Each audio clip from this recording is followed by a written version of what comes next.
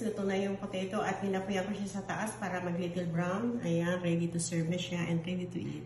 هاي روز. Hi madam. How are you? Fine madam. الحمد لله. اليوم روز بتسوي لكم صينية كور بطاطس. يلا روز. Hello mga kabayan, ngayon magagawa ako ng potato balls. Ito, nag-ready na ako ng potato. Hinugasan ko siya at hiniwa ko ng half at pinakuluan ko siya hanggang maluto at yan binalatan ko at binas ko na siya.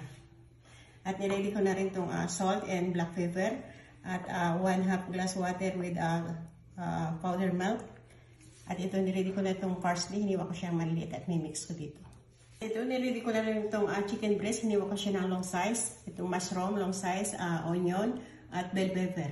At niready ko na rin spicy niya, paprika powder, salt at black powder.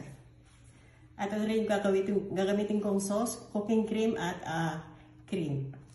And mimix ko na dito sa mashed potato itong salt at black powder at add ko na rin itong milk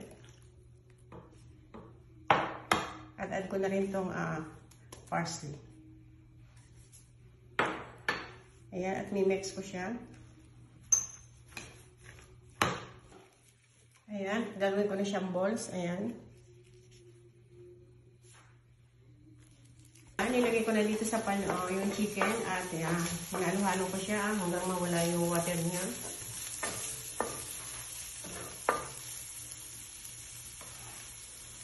At ngayon na-add ko na yung onion.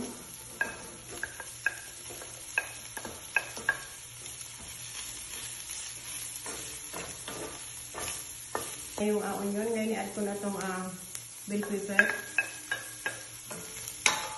Mix ko lang siya ng konti.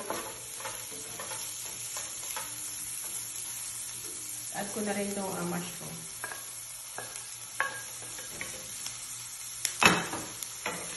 Ayan, mix ko lang din siya ng konti.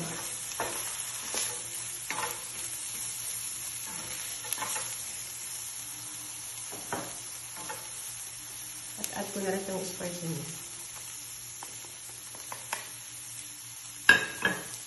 Mix ko na siya.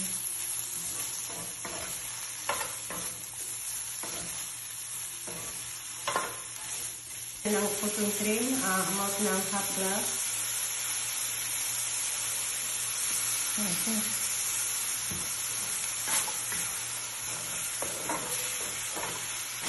Ko na dito sa baking tray ito.